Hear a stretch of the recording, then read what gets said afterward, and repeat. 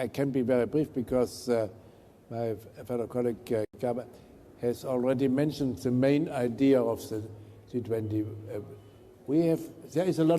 There are fortunately, a lot of initiatives to improve the situation in the African continent, and we have decided to bring the African continent also on the agenda of the G20, because for global economy, the situation in the African continent is of huge opportunity, but also of huge risk. And therefore, we have launched this initiative. It is not to get in this G20 initiative, Compact with Africa, is not in the first round to get about more foreign government funds.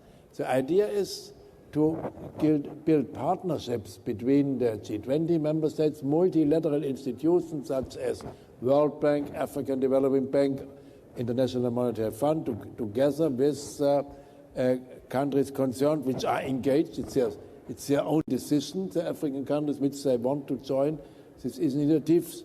And then they have to build tailor-made, tailor-designed improvements for the preconditions for getting more private investments in the countries, in national legislation, in the way of partnership.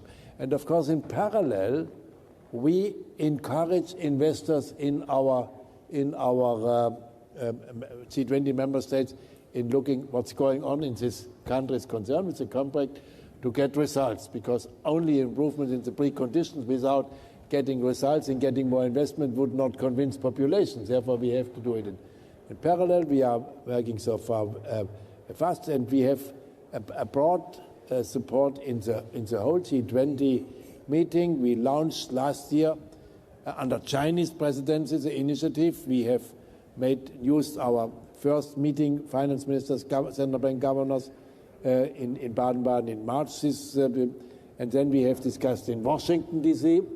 Again, we have already 5 African member states which are partner of the G20, already mentioned, the Ivory Coast, Morocco, Rwanda, Senegal and Tunisia. Other African countries has already expressed their interest to join. So we are working very fast. We are working for bilateral partnerships to strengthen these links between both. And as I said, the more we get private investment in infrastructure and as well in small and medium enterprises, the better will be the sustainability for economic growth in the African continent, in the countries concerned. And therefore, that is the underlying idea. And so far, I'm very happy that we have agreed that South Africa and Germany will, from after summer break, we will have a working group in the G20 Compact with Africa, and we will co-chair on the deputy level together to make sure it is a common initiative of the G20 far beyond the German presidency. Minister, thank you very much. We have a short window for questions from the audience. If I can just see who has a question. We have microphones for you. If you can just tell us your name. And we're discussing here the compact. If you've got anything individual you want to follow up with either minister afterwards, please see them individually. So can you ask your question, please, on the compact? Sure. My name is Hilke Fischer. I'm with Deutsche Welle. Okay, now? Okay. My name is Hilke Fischer. I'm with Deutsche Welle. And my question is, in the G20 presidency of Germany, we have your compact with Africa. There's also the Marshall Plan of Minister Müller. There's the Pro-Africa Initiative by Minister Tsipras. So I was just wondering, why do we have 3 separate German initiatives on Africa right now in the G20 presidency? Why don't we have a single one, Mr. Schäuble? Okay, that's a very good question. Can I just see, I had a couple of other hands up. Can you just get the question from the lady at the back? Yep. Claudia Breul, Frankfurter Allgemeine Zeitung. I would be interested, we've seen a couple of political events recently in South Africa, particularly the downgrade. I would like to know whether the downgrade will affect any of these initiatives. And we see that also local investors in South Africa are quite concerned about the situation. So an answer to that, whether there's any concern about it. Okay, thank you. So, gentlemen, questions regarding both the number of initiatives and also the impact of the agency downgrade on those initiatives, and perhaps even suggesting the need for initiatives like that to help keep the dynamic going. So, Minister, maybe I can ask you to come in first and just say what your reflections are on the need for this initiative in the light of some of the recent events that South Africa has experienced. These initiatives are quite important, I think, for the different countries on the continent, because attracting foreign direct investments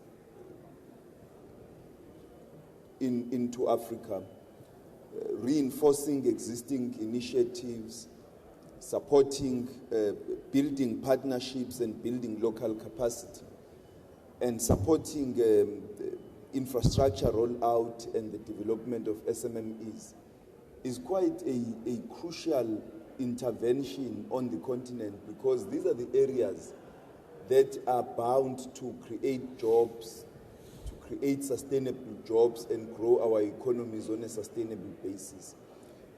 We heard earlier that the World Bank has indicated in its report that the lack of infrastructure capacity on the continent costs the continent about 2% GDP growth, which means that if the continent is expected to grow at 3.5%, with infrastructure capacity, it would be growing at 5.5%.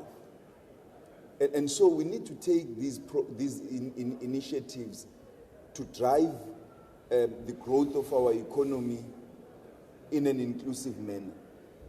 The downgrades in South Africa, we take them quite serious. And we are doing all we can. In the first instance, not to experience any further downgrades. In the second instance, to keep investor and business confidence up, to raise it up again, so that we continue attracting investments. We've got the most dynamic economy on the continent. And therefore, we can continue attracting investments. There are steps we are taking to increase the investor and business confidence and the levels of investments into the economy. But we also are taking steps to restore our investment grade. So all of these three actions on our part are interrelated. And obviously, if investments increase on the continent, it creates a viable market for South Africa, for South African products, and it makes Africa to be a viable economy.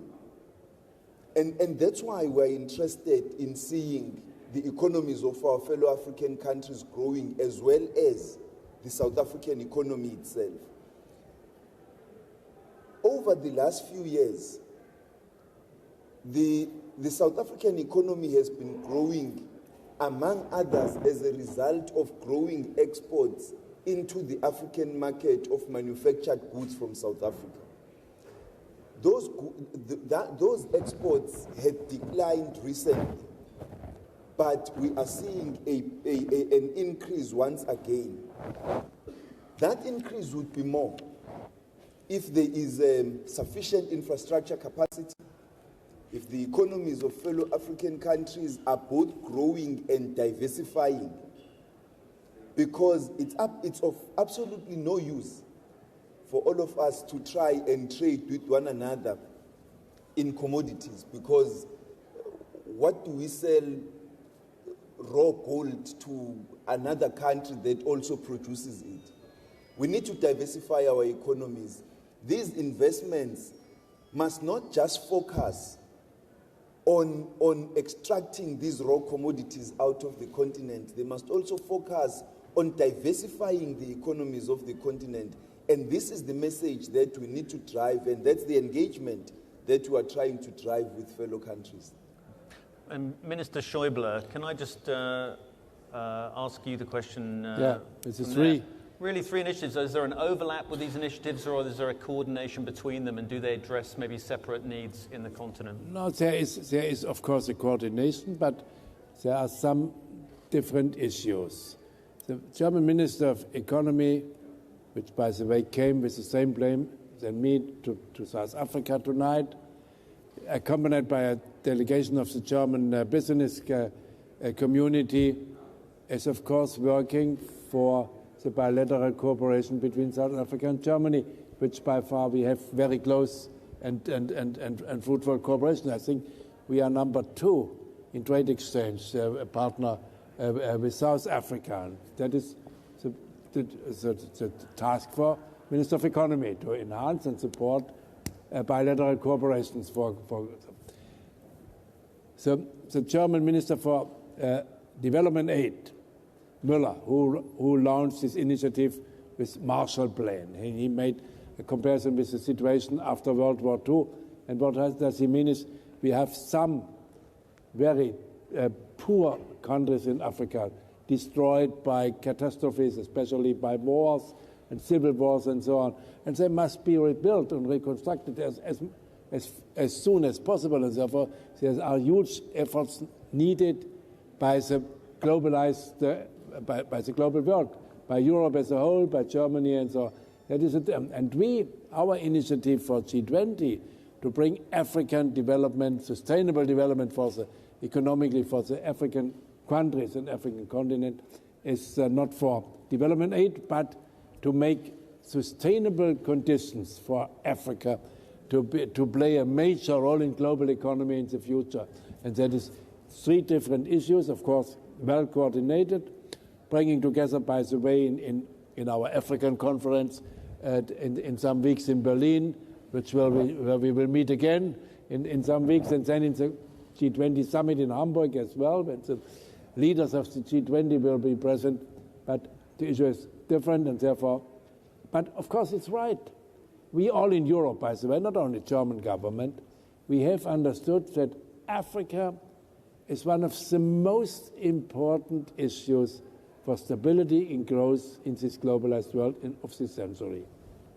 Ministers, thank you both very much for that. I know you're both on incredibly tight schedules, so we'll have to draw proceedings to a close. I know there will be opportunities through the meetings to hear more from both of you. So thank you for this briefing, and have a successful meeting. Thank you.